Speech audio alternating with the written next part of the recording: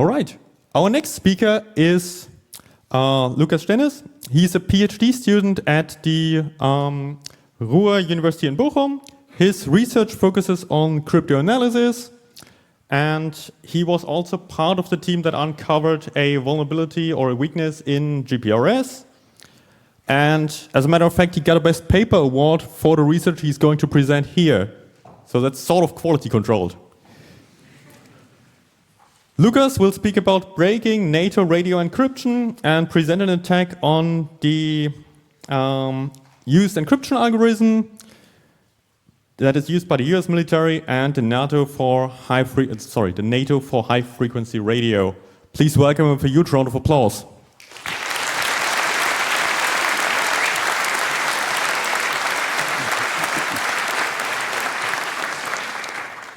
NATO and US military use an insecure encryption algorithm called half-loop 24. In this talk, I will explain how you can break it.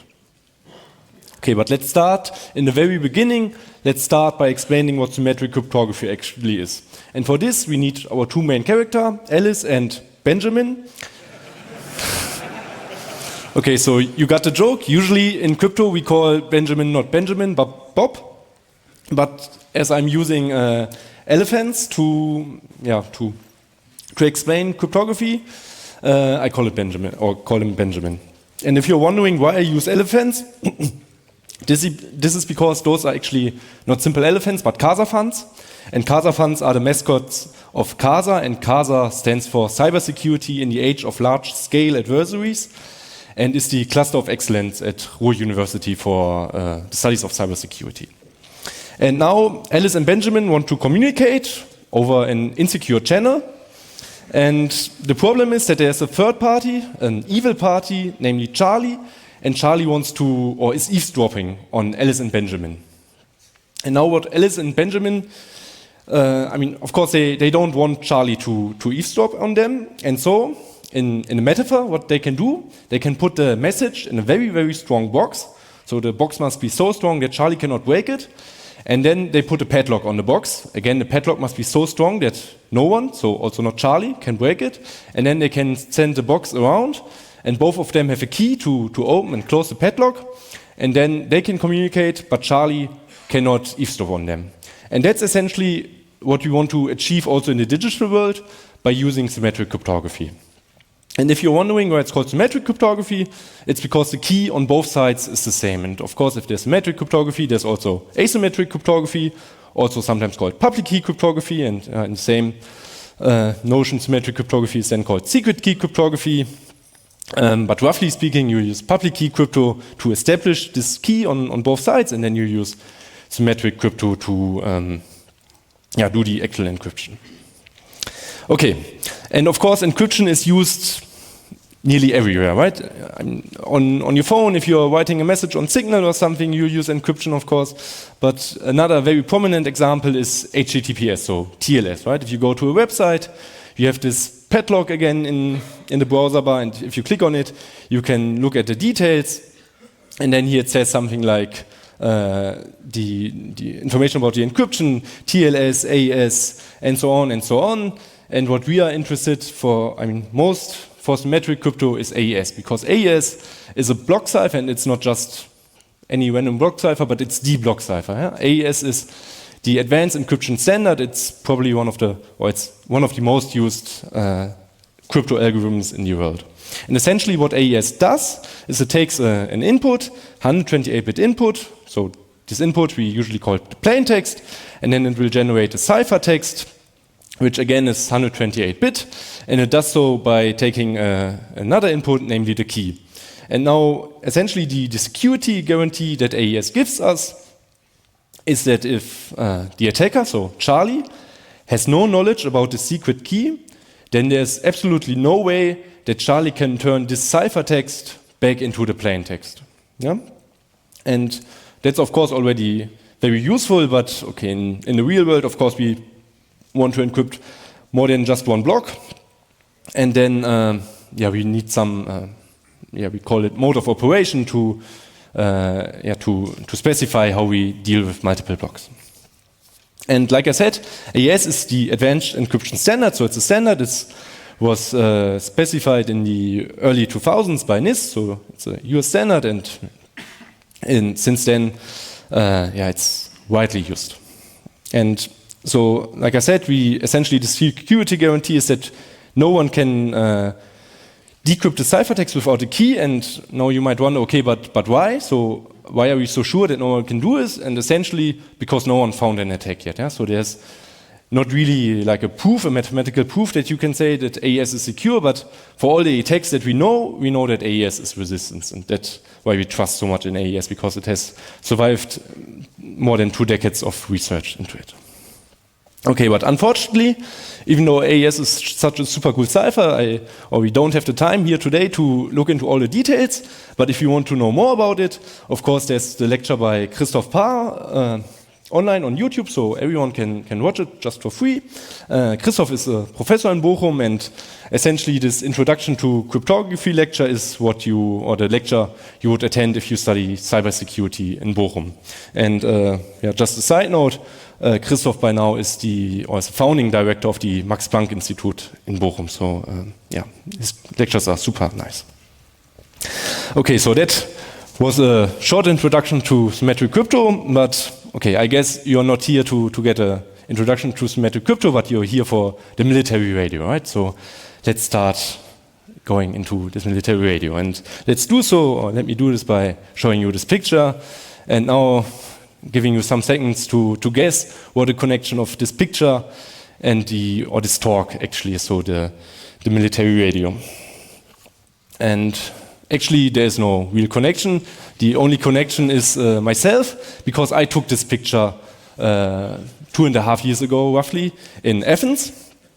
And I was in Athens for my very first academic conference. It was FSE, so FSE stands for Fast Software Encryption, which is the name of the conference to be in symmetric crypto. And during the time it took place, there was also the national holiday of Greece, and then they celebrate this by putting tanks in the street and fighter jets in the air, and everything was a bit crazy, but that's where I took this picture. Okay, and actually at this conference, I attended a talk which was titled Cryptanalysis of the SODAC Cipher for HF Radio Automatic Link Establishment. And this one caught my attention, and I want to briefly explain this title. It was given by Markus Dansari, who later also worked with us on breaking half-loop. But the title, cryptanalysis, that's just the word that you use if you look into a cipher and try to break it or show its security. And then this SODAC cipher, SODAC is just a name, and then cipher, well, it's a cipher. But I want to talk a bit about HF radio and automatic link establishment. Okay, so first, HF radio. HF radio is, HF is just high frequency, so the idea is that you use a high frequency, so it's a frequency between 3 megahertz and 30 megahertz, because then there will be an effect called skywave propagation, which, essentially what's happening is that your radio signal is reflected by some particles in the upper atmosphere, and then it will bounce back to the Earth, and then, it can even go on and bounce around, and thereby it will travel a very, very large distance. And so, because of this, it enables also communication across very large distance, and without the need for any infrastructure. So you don't need satellites, you don't need cell towers, you don't need anything, essentially. You only need radios on both sides. And, who is interested in such technology? Of course, the military. Also others, like diplomatic service or disaster management agency. Yeah, it's pretty clear if there's let's say, a big earthquake or something that destroys all cell towers, then you want communication that doesn't need any infrastructure. So that's very helpful there. And then inside this HF radio, SODAC, so that's the cipher that Markus analyzed, and then the replacement half-loop is used for encrypting handshake messages. And thereby it's, they try to use it to ensure confidentiality and authentication. Okay, so let's talk about automatic link establishment, because as you might guess, HF radio is not that simple, right? It's not just, okay, you send a signal and there it is. but actually it's very complicated. And up to the mid-80s, you needed very skilled operators on both sides to establish this communication link. And to make this more easy, they came up with this automatic link establishment protocol, ALE for short. And there, of course, we are not going into the real details, we are simplifying a lot, but essentially what's happening is that you have a three-way handshake in the beginning, so that it's very common in communication. So Alice essentially sends a message saying, "Hi, I'm Alice, I want to talk to Bob," and then Bob will reply with a similar message just saying, "Okay, I'm Bob, I also want to communicate with Alice." And then Alice will again send a message saying, "Hi, I'm Alice, I want to communicate with you, Bob." And then again, simplifying a lot, but then the link is established and the actually communication, so that's either voice, so voice chat, or data. So for example, you can use HF radio to send emails or whatnot, goes on, and in the end there's a finished message. So Alice will just say, "Okay, I want to stop the communication here." And then, as you might notice, we have this padlock here, and this is because those messages, this handshake messages, and then the finished message are encrypted using, in either SODAC or half-loop. So SODAC is the predecessor of half-loop, so it was used until 2017 probably, but now you use half-loop to encrypt these messages. And now, why do you need encryption here? So by encrypting those handshake messages here, if you use strong encryption, you get some nice properties. First, the confidentiality of the handshake messages, which means that no one that doesn't have the key knows who is communicating, right? Because I said the message contains the identity of Alice and Bob. So if you would not encrypt them, everyone would see, okay, it's Alice and Bob communicating. And of course, I say Bob, but we said it's Benjamin in the beginning, but okay, don't worry. And then the second thing, or security goal that you get, is the authentication, right? So if Alice and Bob are using this secret key that only they know, then if they decrypt a message and it says, "Hi, I'm Alice," then Benjamin can be sure that it was actually Alice sending this message. And this is somehow kind of important for HF radio, because when you establish the link, you cannot just listen to others and then establish a link to someone else, right? So this authentication also ensures availability. Yeah? So of course, anyone with a very powerful sender can just jam the radio frequency so that Alice and Bob or Alice and Benjamin cannot communicate. But if you have the key, you can just send a message or the 3 messages in the handshake and then establish the link, and then Benjamin cannot establish a link with Alice anymore. So that's also something why you need the encryption there. And then lastly on the slide, I want to point out that half-loop, so the cipher that we are going to attack in just a minute, is used in the handshake messages and finished message only, right? So what I will explain does not apply to the actual voice or data that is sent. So it's in the handshake messages. Okay, so let's go into the details of half-loop 24, so the algorithm that we attacked. And half-loop is actually specified in some military standard.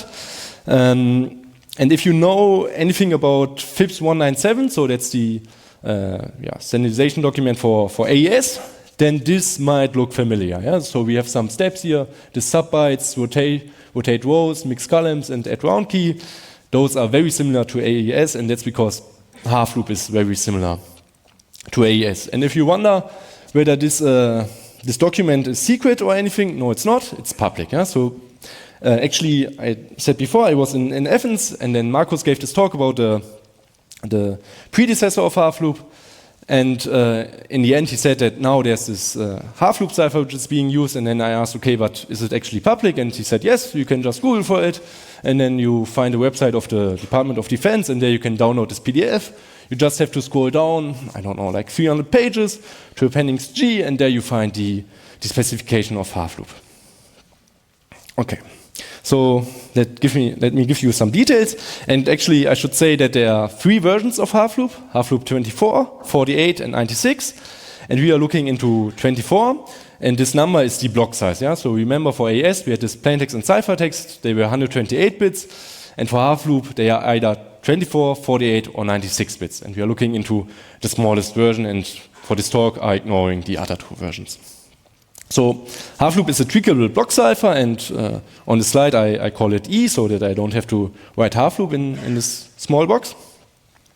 And like I said, it supersedes the SODAC cipher, and one side note about SODAC, it only used 56-bit keys. And if you know anything about cryptography, 56-bit, the key length, is also what was used for DES, and that's simply not enough. So that's something that you can easily brute force if you really want to do.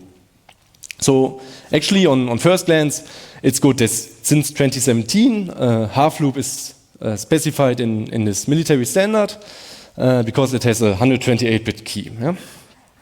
So here in the picture on the right, you see that we have the 24-bit plaintext, 24-bit ciphertext, and then a 128-bit key. But in contrast to AES, we have this additional input, and it's called T here, and T is a tweak. And the tweak consists of the current time, a word counter, and the used frequency of the radio signals. And we will talk about this a bit more in just a minute, so what this tweak is, why we need it, and that it's actually a nice idea to have a tweak. And then, like I also said briefly before, half loop is very, very much inspired by AES, which of course, at first glance, is a good thing, but as we will see, the details matter a lot. And yeah, so why is it so, or why can we say it's heavily inspired by AES? Because it reuses many components. Yeah? So in just a minute we will look into even more details of half loop, and we will see that the S box, so that stands for substitution box and is a central part of a block cipher usually, and they just took the same as in AES, which makes a lot of sense because AES uses a very strong S box. And they also use essentially the same key schedule. So if you don't know what this key schedule is, don't worry, we will come to this in just a minute. And also the state, for AES we have a 16-byte state, so 128 bits, and we usually write it as a 4x4 matrix. And for half loop, we essentially shrink down this matrix to a 3x1 matrix, and then each entry in the matrix is 1 byte, so an element in F2 to the 8. And the same for AES, we use 10 rounds, so whatever a round is. So, okay, now we have this. I want to give you some more details about this tweak. So why do we need it? Why do we want a tweakable block cipher? And for this, let's look at this famous ECB tax. Yeah? So what happens if we encrypt an image in ECB, in electronic codebook mode? Because if you remember, I said that something like AES or any other block cipher only encrypts 1 block per time, right? But usually an image is more than 1 block. Yeah? And maybe for the sake of the example, let's just assume that 1 block always is 1 pixel. Yeah? And what happens if we encrypt every pixel with AES and the same key without any connections between the blocks essentially? So then we call it electronic codebook, or in short ECB. And then the ciphertext looks a bit like this. And of course that's not a secure encryption, right? Because secure encryption means that you don't see any information about the plaintext, but here it's pretty clear that you can easily recognize that this is the tax. And now, usually you would use some mode of operation like GCM, for example. In the example we had with HTTPS, you had GCM. But if you have a tweakable block cipher, so you have this additional input, actually you can use ECB, and that's nice because ECB is very simple. Yeah? And if you use a block cipher, a tweakable block cipher with ECB, then you get what you want. Yeah? You get just some noise and you don't see any information. And the idea is that the tweak is an additional input that changes, even though the plaintext doesn't change. So here we have maybe a white pixel and then another white pixel, and then we get the same ciphertext here. But now, for example, if we take the position of the pixel, so the XY coordinate, as an additional input and feed it to the tweakable block cipher, then the ciphertext will change, although the plaintext was the same. And then we get something nice and secure again. Okay, so that's for the tweak. And maybe to say, of course, you also should use some other, like a counter, so that if you encrypt different images, you have the same position, it also changes, but okay, that's just a side note. Okay, so let's go into even more details and let's get a bit technical and look into the round function of half loop 24. Yeah, so these are the operations that are essentially happening over and over again, so 10 times in half loop. You apply these operations and then you have the ciphertext. So at the left side, the input, you have the plain text or the current state if it's not the first round. And those are 24 bits and you divide it into 3 bytes, so 3 times 8 bits.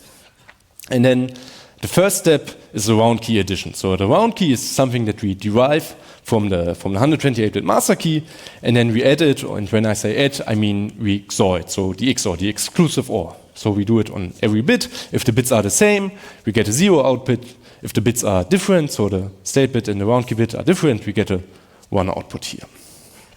And then the next step is the S-box, and I told you before, this is just the AES S-box, and then, I mean, if you implement it, it's just a lookup table. Yeah? So you have the input X, so that's 8-bit, so there are 256 possibilities, and then you just have the output value in a table. And then for the security, it matters a lot how this table looks, but okay, for us, it doesn't matter too much here. Yeah?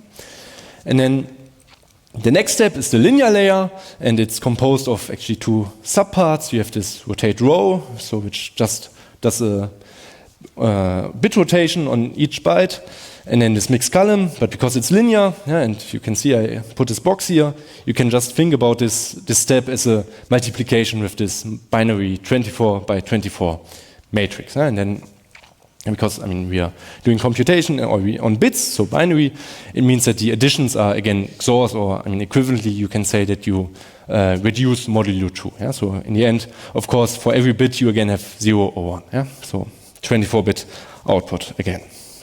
Maybe let's do a quick example. Yeah? So let's say our input is 01, 02, and 03, all in hex. Yeah? So 0 is 4 0 bits, 1 is 3 0 bits, and then 1 bit set. And then we have some round key, and then the first step is the round key addition, and then this would be the output of the round key addition. Yeah? So if we have 7F and 01, we flip the least significant bit of the F, and then it's get a E. Yeah? And now you can see I put, of course, not all the 256 values of the S-box here on the slide, but 7E I put, and then you do the lookup. Okay, input is 7E, then the output is F3. So actually also quite simple. And then for the linear layer, it's maybe a bit less clear, but just trust me, you essentially do this this multiplication with the binary matrix, and then this is the output. Yeah? So if we do the intermediate steps, you can see here the rotation, and then the mixed column. Yeah? Mixed column is also an operation in AES. So then you get this output. Okay. And now, like I said, for a half loop, we have 10 rounds. So essentially, you just do 10 times this round function. So yeah, this is the first round function, taking round key 0, then doing the S-box, the linear layer, and then you are in the next round function. So you add, you add round key 1, do the S-box, the linear layer, and so on and so on. And yeah, you do this 10 times, but actually the last one is a bit different because there the linear layer would not add any more security, so you can just leave it out. But you do another key addition, because otherwise an adversary could just compute back. So you need a key addition in the very end. And that's all of half loop. Yeah, that's the complete algorithm. You put in the plain text on the left, you do your 10 rounds, and then you have your ciphertext. But of course, there's one thing missing, because I didn't explain how you actually get these round keys, right? So of course you have this master key, but how do you get round keys? And for this, we use the key schedule. So the key schedule again is borrowed from AES with a minor exception, or I mean, let's say 2 minor exceptions. First, we need way less round key material, so it's a bit shorter. And second, we have this tweak, which is XORed in the very beginning. So we split the key into 2 parts. So 64-bit, first 64-bit, and the remaining 64-bit. And for the first 64-bit, we add a tweak T. So this is the used frequency, timestamp, and the word counter essentially. And we XOR this to the first bits of the key, and then we do this AES key schedule. And then the AES key schedule is quite simple. We just have this XORs on 32-bit words. And yeah, it's a FISO-like network. And you have this function G. We actually don't have to worry about it, but yeah, there are just some more S-boxes and some shuffling going on in this G function. And then how you get the round keys? Well, you just take the first 24-bit for round key 0, next 24 bits for round key 1, and so on and so on. And then you only have 1 byte left. Then you do this AS round key, a key schedule function, and then you have this new state, and there you just take the bits that you just continue taking the bits, and then you already are nearly there. You have 2 bytes of round key 10, so that's the last round key you need. So you just need 1 more byte, and that means that you apply this function again, but okay, you can throw away everything except for the first byte. And then we have all the 264, so that's 24 times 11 round key bits that we need. Okay, so now that we know how half loop works, let's look into the attack finally. And the attack I'm going to show you is based on 2 papers. So the first paper is Breaking Half Loop 24. It was joint work with Marco Stanzari, who presented his work on SODAC, so the predecessor, which caught our attention then, and Patrick Derbez from France, and Gregor Leander, who is my supervisor in Bochum. And in this paper, essentially, we said, or the outcome of the paper essentially was, okay, half loop 24 is not secure. Yeah? We have an attack, and it's actually a quite strong attack for, let's say, the theoretical standards, because we said, okay, we can break it if we have, if you can eavesdrop for just 500 years. And then, I mean, in theory, that's a very strong break, but okay, in practice, maybe you don't care if the attacker needs 500 years worth of communication data. But then I presented this paper in Kobe in Japan last year at FSE, so the Fast Software Encryption conference, and then a colleague of mine, Sharam, who by now also is back in Bochum, but back then was in Nijmegen in the Netherlands, came to us and said, okay, I think we can improve the attack, and then we again put some time in it, and actually we then realized, we can improve it massively. And then, of course, because we're in academia, we wrote again a paper about it. And then, I presented this at FSA this year in Leuven, and we actually got a best paper awarded, which was, of course, super nice for us. Okay, and so before we go into the details, I want to point out that at first glance, attacks in cryptography might be a bit strange, because the attackers are super powerful. Yeah? So for an attack, usually, if you have the attacker, Charlie, on the left and Alice on the right, and then Alice, of course, has a secret key, Charlie can make queries to Alice. So Charlie can say, okay, Alice, please encrypt this plaintext for me. And then Alice will do so, which is a bit strange, because in practice, hopefully it's not like this. Charlie can not just go to Alice and say, hey, maybe you can encrypt this for me. But it gets even more crazy, because Charlie can also ask for decryptions. So Charlie can just say, okay, decrypt the ciphertext C prime for me, and then Alice will happily answer with P prime, so the plaintext corresponding to the ciphertext. And then this will go on, and in the end, maybe Charlie is supposed to come up with the secret key. Actually, in real cryptography, maybe let's say we are even more crazy, and Charlie just needs to distinguish whether Alice was really using the proper cipher or something just purely random. But for us, let's assume Charlie is supposed to come up with the key. Now you might wonder, okay, why are the attackers so strong? And this is because, if you know that a cipher is secure against so strong attackers, then you can be very confident in the cipher. And there have been many examples where, of course, you didn't intend to have such channels. So like Charlie can ask for encryptions or decryptions, but it happens that you don't intend to do it, but maybe you have something like, for example, in Bleichenbacher attacks where you can notice whether the decryption or the first bits of the decryption correspond to some specific value. But if you have security against such attackers, then okay, you're good. Okay, and the last missing piece is differential cryptanalysis. And of course, we are not going into all the details of this very fundamental technique in symmetric cryptography, which was invented by Biam and Shamir in early 90s. And by the way, this Shamir, you might know this name because it's the same as in Shamir's secret sharing or in RSA. So the S in RSA is also Shamir. So Shamir was super active, super strong cryptographer. And they came also up with this differential cryptanalysis.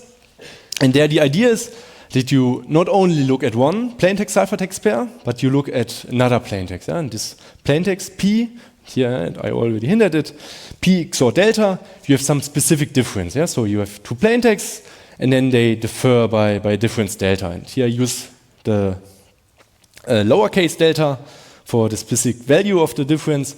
And in general, we will use the uppercase delta, yeah? So this little triangle that's an uppercase delta, to indicate that we want to talk about the difference. In this case, yeah, delta P is the difference between P and P XOR delta. And then because it's XOR, so we do this P XOR delta, and then the P will just cancel out, and then the difference is lowercase delta. And the idea of differential cryptanalysis is to use a very specific difference at the input, and then hope that if you inspect the ciphertext, or the difference of the ciphertext, you can learn something. Yeah? And notation-wise, we will not put both encryption ones here on the slides, but only one, and then we will put just the difference that we care about. And actually, you don't need to do this analysis for all of the cipher, but usually it suffices to only do it for parts of the cipher. Okay, now we have all we need, and we can look into the actual attack. So we get even more technical. So this picture you already know, it's the key schedule again. And now, of course, in Half-Loop, we not only have the plaintext as an input, but also the tweak as an input. And for now, let's just assume that the attacker can also control this tweak. That's not the case really in practice, but first we assume we can just freely control it, and then we will have a look how we can accomplish this in practice in the real world.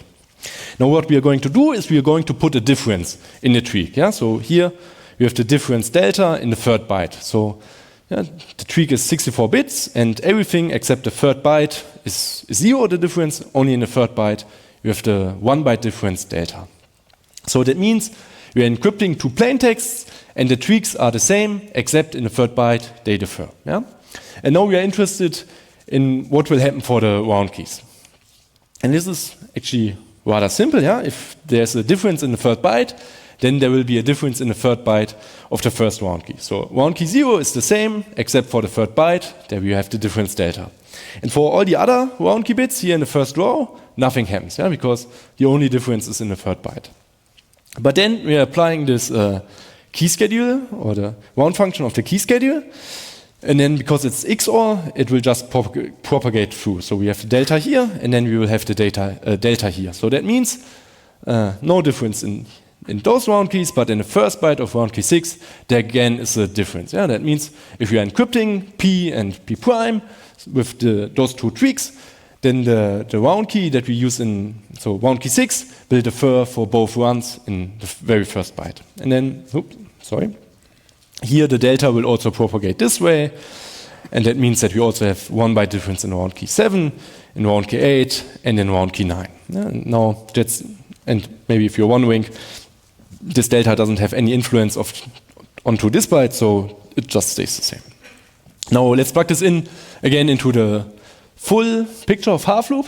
And in red here, yeah, you have the round keys that differ if we are doing these two encryption runs. And you can even put the specific positions. Yeah? So you introduce a difference delta here, here, here, here, and here. And now the crucial step of the attack is that we can use a plaintext or a plaintext pair which has a difference which matches the difference in this tweak. Yeah? So we use a plaintext which is the same in the first 2 bytes, and then again has difference delta, and delta is just any value, any 1 byte, of course non-zero, but except that, any byte, and then they will cancel out, and we will have a state difference, so capital delta 0. Yeah? That means that when we do the encryption after the first round key addition, although we are encrypting two different plaintexts with two different tweaks, after the first round key additions, they are the same. And now if we have the same input to the S-box, and then the output of the S-boxes will be the same. Of course, if you have the same input for the linear layer, also the output of the linear layer is the same. And then if we have the same input into the key addition with the same round key, also again, the output is the same. And then this goes on and on and on until we add round key 6, only then it will start to differ. That means that the first 6 rounds, all those 6 rounds, we can essentially skip for free. Yeah, so we have this algorithm, Half-Loop 24, with 10 rounds, and 6 of the 10 rounds in the differential attack we can just skip. And of course, that's not good. Yeah? So we only have to attack the remaining 4 rounds. And If you just look at them, so we just zoomed into the last 4 rounds, we know that when we are encrypting those 2 plaintext with 2 different tweaks, with the specific inputs, we know that here the states, there won't be any difference in the states, so we have difference 0, and then we are introducing those difference with the round keys, and then this very last difference here, and then here on the right we will have the ciphertext. Now actually what we can do, because we can swap the linear layer and the round key addition, so we can just think about adding applying the inverse of the linear layer to the round key and then applying this here, and then we just have the difference here. And now we can just count, so how many information, how many bits of the key do we need to know to compute the ciphertext back to learn this difference? And well, clearly we need round key 10 and round key 9, also round key 8. But then here for the inverse of round key, or applying the inverse of the linear layer to round key 7, we actually only need the first byte of the round key to learn this difference here. And then how many bits are those? Well, that's 3 bytes here, another 3 here, another 3 here, and then 1 here. So in total that's 10 bytes, and 10 bytes are 80 bits. And 80 bits, okay, that's a lot if you want to run a brute force attack on those 80 bits, but that's way less than 128 bits. So that's actually already gives an attack that breaks half loop, at least in theory. So the attack would be just guess all of this key material, all of this 80 bits. And whenever in symmetric crypto we say guess, we just mean have a big for loop that tries all possibilities for this. And then you would compute the ciphertext back, check if you have this difference 0 here, and if indeed you have difference 0, then the key is a candidate that you have to check further, and if not, you can throw away the key. You know those 80 bits are not the real key that you need. And then you would do this for multiple pairs of plaintext and ciphertext, and eventually you will have the correct value for this 80-bit key. So there's a trivial attack in 2 to the 80 with 6 queries. So queries are again the messages that Charlie has to send to Alice, so the plaintext ciphertext values. And actually this is optimal. I'm not going into the details, but it's rather easy to show that even a brute force attack, so where you just assume that you can do as many computations as you want, cannot work with just 5 queries, because then there are just too many possible keys that remain. So you need 6 queries. But 2 to the 80 is a bit, it's quite a lot. So it's roughly in the ballpark of what the Bitcoin network is doing every day. So that's nothing that we can do on our computer in university. But we can improve the attack. So there you can do some pre-computation. And then essentially you only have to iterate all possibilities for round key 10 and round key 9, and then you have a pre-computed lookup table, and then you do a lookup, and then you see whether the key can work or not. And then you can even improve it a bit further. If you allow 2 more queries, then you only need 2 to the 48. And 2 to the 48, that's something that we can run easily. So we implemented the attacks. So the attacks I just explained are essentially those 2. So you need encryption queries, so you can ask Alice to encrypt something, but you do not need to ask Alice to decrypt something for you. If you have this, then actually there's a way more effective attack, so the time complexity, so that's essentially how many encryptions or decryptions you have to compute yourself, would only be 2 to the 10, so that's 2 to the 10 is 1024, so that's very, very simple, but you also need more queries, and also decryption queries, so that's bit unrealistic in this setting.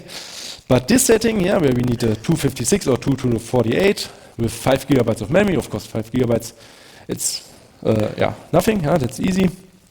Those we can actually turn into a practical attack. And then the setting is nothing theoretical anymore, but ALE, so this automatic link establishment protocol. We again need this 2 to the 48, so that's this attack. And then this 8 theoretical queries, if you can just ask Alice to encrypt something for us, translate to 2 hours of eavesdropping on Alice and Benjamin. So I will explain next how this works. But actually, let me point out, this 2 hours, you also need the plaintext. So you not only need to intercept the radio signals, but you essentially have to eavesdrop on a specific site. So you need to know what the plaintext are of the communication. Okay. So let's look at the attack in practice.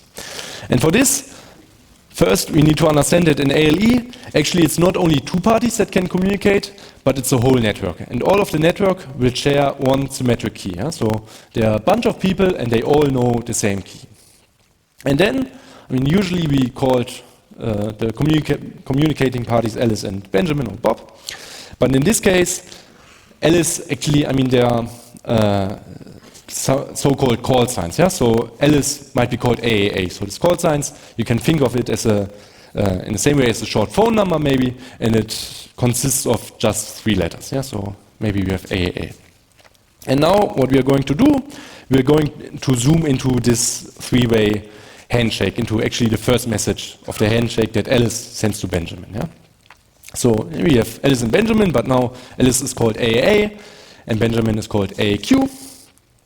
And the first message that, well, AAA sends to AAQ is, well, it says that it's sending the message to AAQ, and then it repeats that the message is sent to AAQ, and then the last word of the first message is that this is AAA. Yeah? So AAQ and AAA are these 3-letter call signs, and each letter is 7 bits, so these are 21 bits.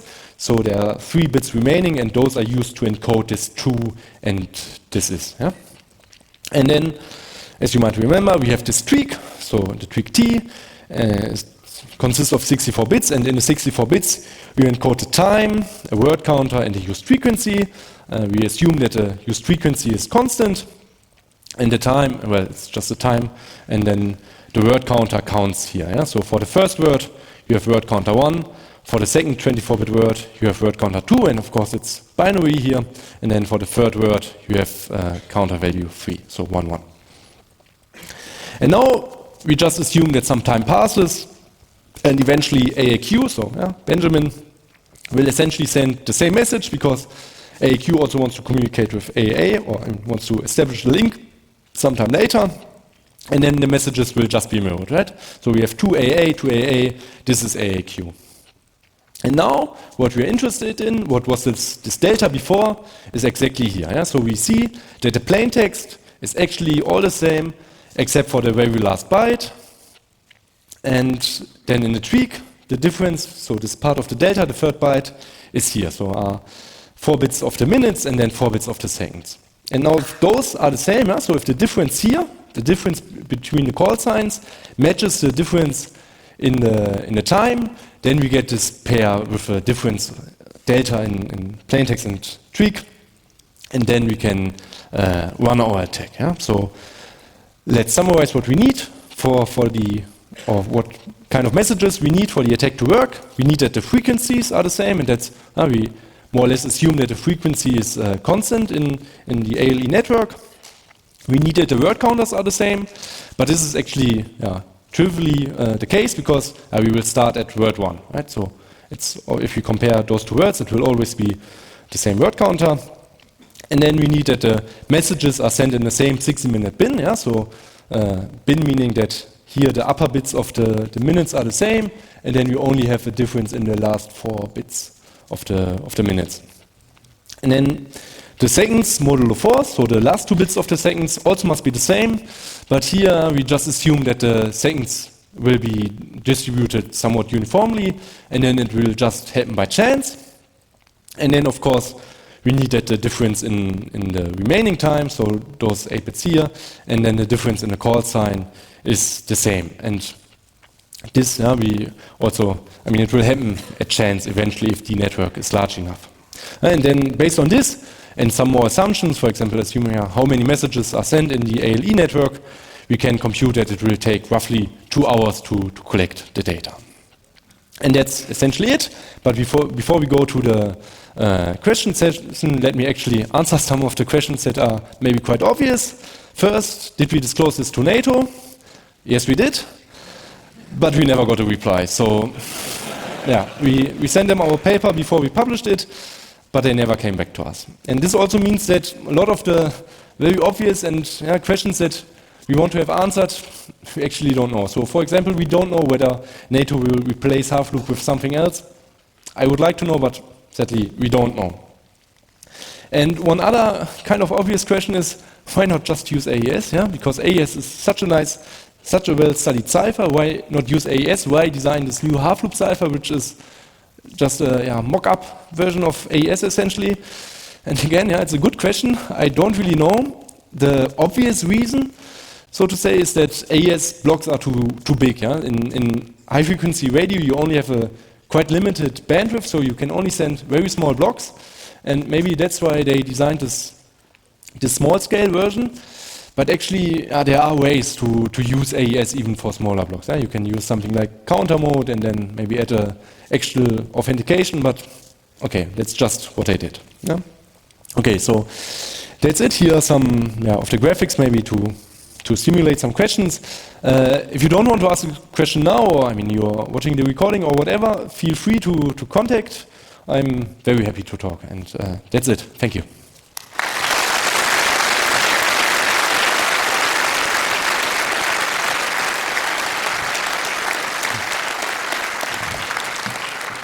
Thank you, Lukas. If you would like to ask a question and you're in the room, please line up at the microphones. If you're online, please put them in the according channels in IRC, and we have the first question going to the internet. Signal Angel. Hello, and thank you for the very interesting talk. We have a question from the internet. You seem to have success using established methods against a contemporary military cipher. Do you know if military practices peer review to strengthen their ciphers? I also noticed that one of the co-authors on the paper looked like a military university. Would you say civilian and military researchers are working closer together now than 20 years ago? Okay, so that's, I guess, more than one question. So maybe the first one was whether there's peer review going on, and well, I guess it depends how you define peer review, but for academic ciphers, of course, that's exactly what's happening, right? If you want to design a new cipher, you send it to a well-established conference or journal, and then someone else will have a look and give comments. But for this, I don't think that there was any kind of peer review. So this standard is just there. Of course, I don't know whether there's some internal peer review going on. I would hope so, but also then I would hope that they would have identified the weakness, but okay. And then I forgot what else there was, whether there's a closer collaboration maybe between military and yes, or whatever. The question was whether there's closer collaboration between military and civilian. Of course, I cannot really judge, but like I said, we told them, we sent a message, they never got a reply, so maybe that's more of a no, but of course I'm not going on, I don't know what's going on elsewhere. But again, maybe, like I said, the last question I answered already was, why not just use AES? I would argue that there's no really, at least in crypto, not really a need to have specific ciphers, because a cipher used in the general public should be so secure that also the military can very comfortably use it. Yeah. Thank you. The microphone down here. Hello, thank you for the talk. I wanted to know, in a real-world attack, is the tweak known or not? Yes, so maybe let me go back to this slide. So this is the tweak, So T is the tweak, and then it consists mostly of a timestamp, and of course this time is known, right? You can just have a look at your watch, you know the time. And then the word counter, well, it starts at 1 and then it just counts up. And the used frequency is also known, because that's where you see the radio wave. Yeah. Okay, thank you. Thank you. Over here.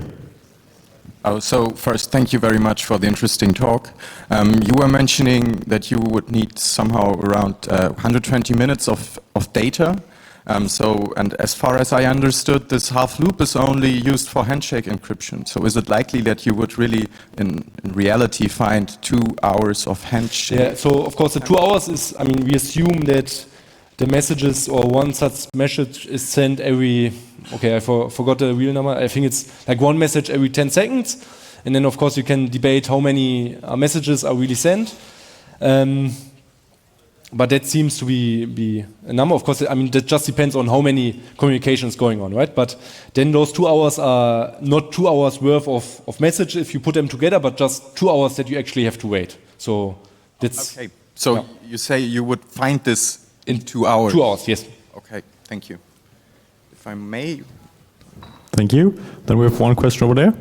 Okay, so I'm aware that there are some attacks on when you have access to related keys on AES normal, Yes. right? Yes. So, first of all, the question would be, is this somehow related to the attack? Yes, this is actually very similar, because essentially what you get by having this tweak, because usually the attacker can get somehow related tweaks, and now, I mean, what you're doing, let me quickly switch the slide here. What you're doing, sorry, wrong slide. What you're doing is you add the tweak to the key, and actually this is a very bad idea. In the very first paper, the paper introducing tweakable block ciphers, they say, okay, don't do this. Yeah? If you do this, you get security only up to essentially to half of the bit size. Yeah? So there's actually a generic attack that will just work because you XOR the tweak here. And the reason essentially, as you said, now you have something like related key attacks, and then related key attacks are super powerful, and then for AES actually there is something known. I think only for the larger AES versions you have like related tweak attacks, and those are similar. Yes. If I may, one small follow-up question. Yes. So why would you imagine they designed this cipher like that? Because as I understand, this was known at the Yes. point when they introduced this. Yeah, also like one of the questions I would like to know the answer, but I don't really have. I guess they just weren't aware of it. Yeah, I mean, just adding the tweak to the key is something easy that you can do, but if you then don't know that, maybe it's not a good idea. It might seem as like a good idea at first glance, but it's not a good idea. You have a follow-up question here? Thank you. So, although you said you will not talk about 48 and 96, so what would be your estimate on what would be the additional effort to also destroy these? Yeah, so first we actually have, I mean, the thing I just said, that because you just XOR the tweak to the key, that's also something happening in half loop 48 and 96, so this already gives you like this generic attack. And then, like from the perspective of crypto, this is already, we as academia already would consider the cipher broken. But then, I mean, an attack with 2 to the 64 data complexity, it's not so practical, because that's more data than it will ever be encrypted with half loop. But I mean, in the second paper, we have some considerations on the larger versions, so some meter and middle attacks. But those are not practical, and I mean, it's hard to tell how much work you would have to put in. But I mean, in general, I would say don't trust them. Yeah? Even though they are not as badly broken, at least for now, as half loop 24. But maybe don't use them. Thank you. Thank you. And the internet has another question. The Signal Angel. Thank you. The next question would be, how do they handle the case when the encryption happens at, for example, 11.03.03.998 and decryption happens at 11.03.04.001? So there are different seconds. To be honest, I don't know, because I don't know too much about radio communication. But I mean, worst case, you try both, right? I mean, decrypting something with half loop is very fast, and because there's so much structure in the plaintext, if we go here, I mean, you know that there's this identifier here and then the identifier here, they must be the same, right? So you can just, worst case, you try both seconds or both values for the seconds, and then you see whether you just get gibberish or you actually get the value. But of course, you should be careful to, I mean, maybe if you do it twice, it doesn't really matter. But if you start to decrypt a couple of thousand messages and try to find out which one is correct, that's also not a good idea, right? Because then the attacker only has to, gets something for free, right? Thank you. Over here. Is this algorithm fixable, or is the fix just use AS?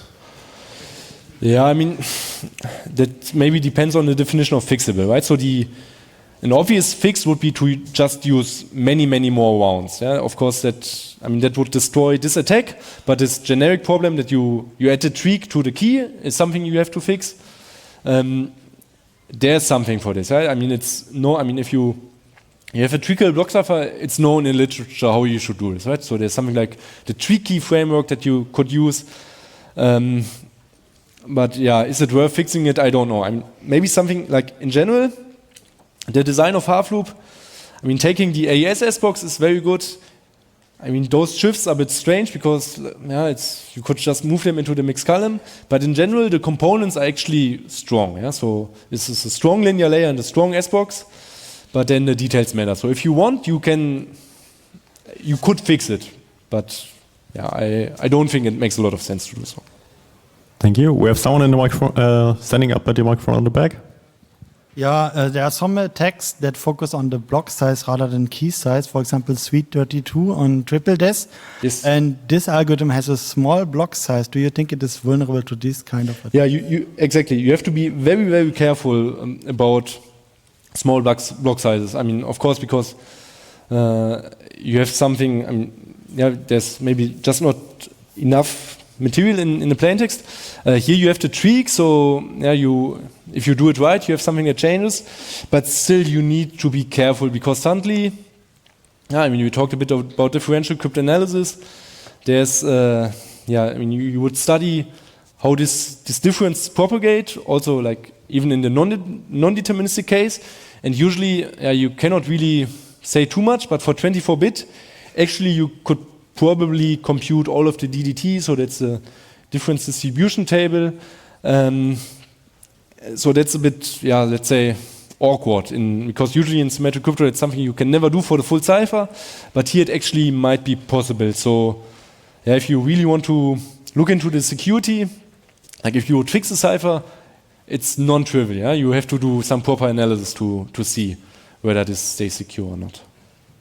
Thank you. Microphone on the right side. Yeah, go ahead. Is anything known about the authors of this cipher? Might have been a donation by the NSA? No, so as far as I know, but I don't really have any sources for it. It was more, the design came from the high-frequency radio community somehow. And then, maybe let me say, there's this... that was not just a joke. There are plenty of donations for real. Yeah, I know. But, what I want to say is, there's Schneier's law, right? Everyone can design a cipher which is not secure. Which is not secure, but you think it's secure. Yeah? So I would not blame it on the people designing the cipher, but the people specifying this cipher without, doing some proper analysis of it. Those, I think, are to blame. Yeah. All right, and the microphone in the back again. Hey, thanks for the great talk. Do you have any idea why they still use ECB instead of a different mode? Maybe. Where is it? ECB. Using ECB is okay, yeah, because it's a tweakable block cipher, and this tweak, because the tweak changes for every, because you have this word counter in the tweak, and then also the timestamp. It's totally okay to use ECB, so that's not like a vulnerability. So that's makes it actually quite simple. All right, over here. Do you have a proof of concept for this attack, or would it be legally problematic to do this? We have an implementation. So in the paper, there's a link to a GitHub, and there's an implementation. And we did it. So of course, we didn't eavesdrop on HF radio, but in a lab setting. So we generated this plaintext ourselves, and then we run the attack. And essentially, there are two parts of the attack. First, essentially do what I showed. So you find out these bits of the last round keys, and this took something like 2 weeks on a CPU cluster, which is not the news. So if you really want and you put a lot of money into it, you can get it down to like an hour or something. And then once you have this, you have to brute force the remaining keys, and that's a bit simpler because it's just a brute force attack, and then you can run this on a GPU, and I think that takes another 8 hours or something, and then you have it. All right, checking again. No more questions in the room. So thanks a lot for the awesome talk to Lukas Stennes.